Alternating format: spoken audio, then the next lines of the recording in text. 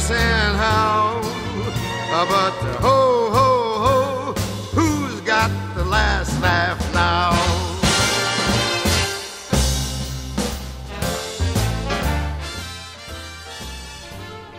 I am Riley Laurence, and you are checking out The Life of Ryely, www.borntokillcomedy.com, Facebook, Born to Kill Comedy. You can follow me on Twitter, and we're always... I always do that voice, and it creeps me out. And now I'm wondering, was it such a good... Well, let me just say, you can always follow me on Twitter, and of course, YouTube, Born to Kill Comedy. The first question that you might be asking is, why am I wearing a leather jacket inside? The first question that I'm thinking is, why am I wearing a leather jacket? But I'm going to wear it. What the hell? I felt like I wanted to wear it. I'm going to wear it, and it is it's hot, but not that hot. We'll see. You know what? Not that hot that I can't smoke a smoldering cigar and drink a cup of piping hot coffee.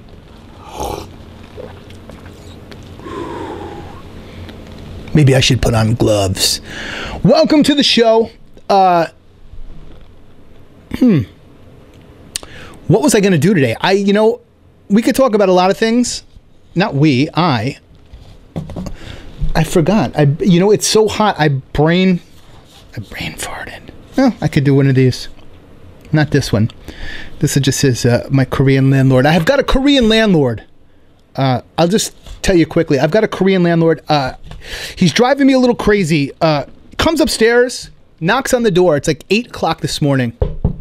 He knocks on the door. And I'm just riffing this. It's strange. I've had issues with him before.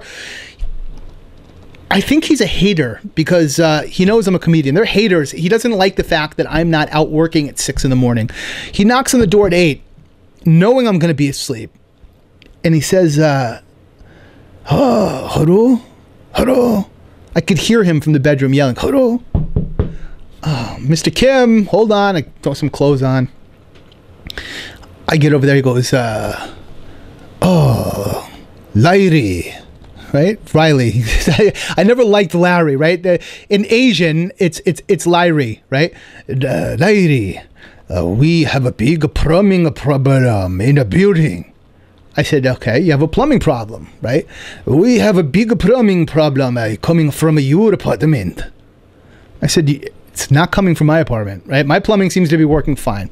I let him in with the plumber. And he's always looking, like he's looking around the place, you know? He's always scoping out, right? He's scoping my place out. I don't know for what he's expecting to find. I actually put up a poster of Dennis Rodman thinking that will help my relations with him. The plumber goes in, he's doing whatever in the bathroom, in the sink, the kitchen.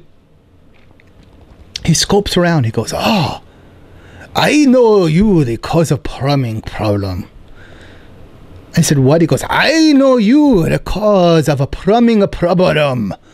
I said, I am not the cause of the plumbing problem. And he sees that I had some takeout food, and he picks it up, and it was a container of Panda Express. You eat the Panda Express? Yeah, I do eat Panda Express. You eat the Panda Express. You cause a plumbing problem. I said, how is that causing the plumbing problem? You eat it like a panda. You shit like a panda. You panda shit clog plumbing. I said, first of all, I don't shit like a panda, right? I tried to explain this. Are you kidding me? Like, I mean, is this guy really? He goes, any more problem from you? I kick your ass on the street. You think are you funny? You jelly centipede. What? You jelly Sanford. Jelly Sanford. Jelly Sanford. Comedian, oh, Jerry Seinfeld. No, I don't think I'm Jerry Seinfeld. I kick your ass in the street. I get the Jackie Chan on your ass. I said, listen, Mr. Kim, I pay my rent.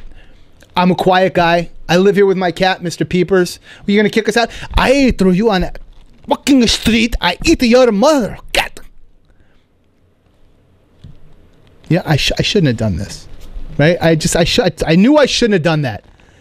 I didn't want to curse, and Panda Express. It's getting hot in here now. You shit like a panda. I just thought that was funny.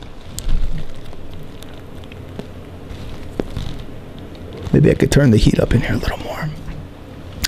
So, I'll leave that there. I'm going to leave that in there. And I'm going to talk about So I Was There. No, I'm just going to restart. It's hot. It's too hot. No, I'll let it go. Jeez. My head is itching. All right, I'll just edit all this out. And we're going to do an episode of So I Was There. Right? Which is I could just set it up with So I Was There. Right? Now, forget about all the... You won't see the beginning with the Panda Express. You'll just tune in on this, and maybe I'll leave it in, maybe I won't. My point is, I just say So I Was There, and it takes us right to this place. So I was there, right? We just doesn't need a setup. So I was there. The reason I'll leave that in, I will leave it in, and I'll tell you why, is that part of the reason why I do this show is to let people get a better flavor for who I am. That's just a little bit... That's just a little flavor of who I am. I'll just let it roll, right? You want to see me, the real me? There's the not so real me. What's going on here?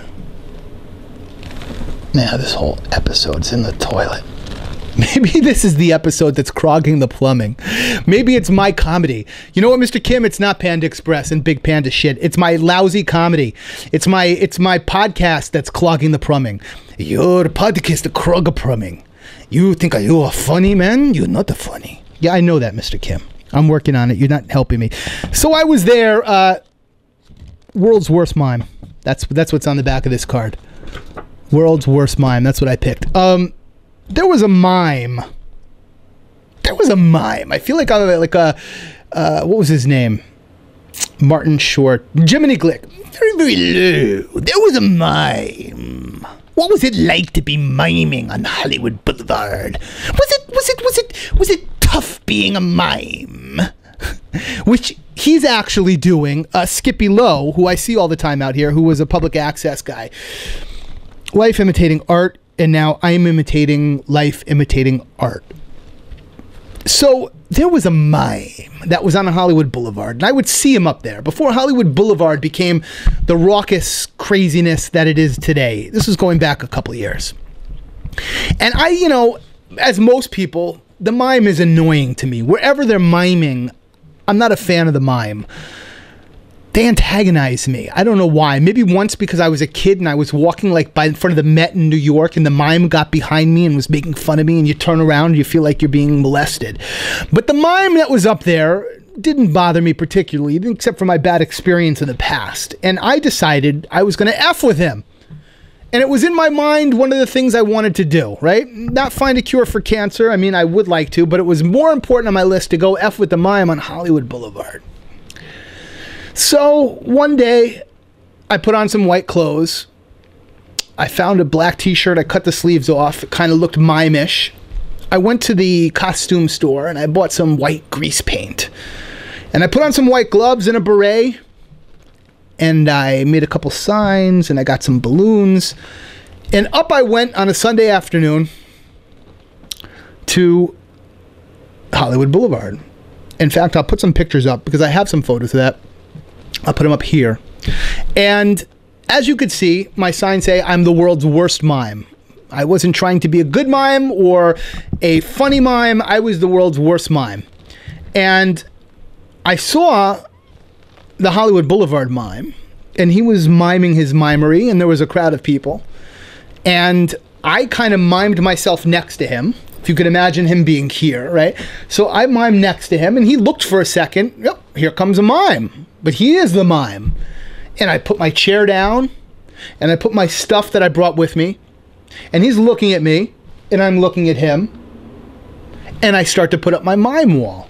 Now, bear in mind, I'm not a mime, but I know enough. I've seen enough mimery to be able to mimic a mime. So I'm putting up my mime wall, and he's just on the other side of it.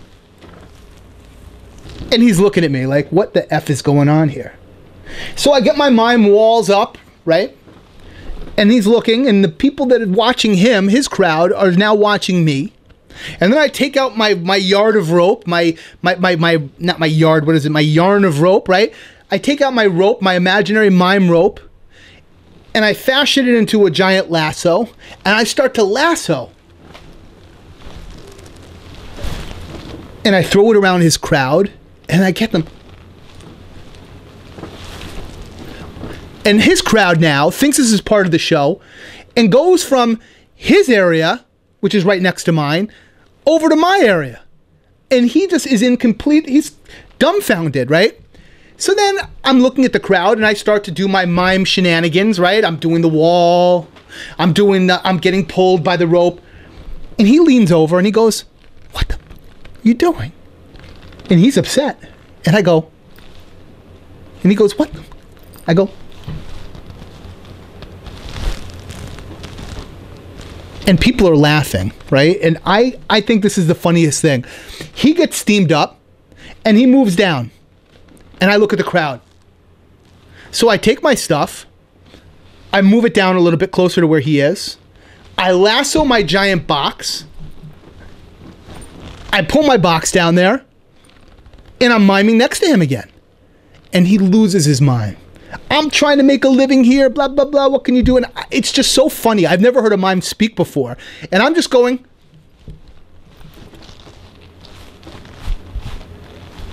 Poof. And off he goes. That was the end of the mime. The funny thing is, though, is I started to make balloon animals, right? And I put my donation bucket out. I said, world's worst mime. Donations from mime school, right? And I would sit there and I would read the paper. I'd drink a Snapple. People would wait for me to do something. They'd throw money in the bucket. And I'd go, "Thank you." And they'd say, "You're not supposed to talk." I said, "I know, I'm practicing. I'm not sure how to be a mime yet. It's for mime school." And they thought it was all very funny. And it's just one of those weird things. And I would make these balloon animals for kids, right? And this one kid came up. There's a picture of it. He's got a swan and a this. And all I could do is I could say, "You know, I can make you a ball." And I'd make a ball. Or a snake, right? I can only do snakes and balls. Not good with the children. You don't want to just do snakes and balls. That's a little perverted. But there I was, torturing the mime on Hollywood Boulevard. Just a life experience. Something that goes on in the strange days and peculiar times of my life. I enjoyed it. I hope you enjoyed it. I will see you next time. This is Ryely Laurence for BornToKillComedy.com.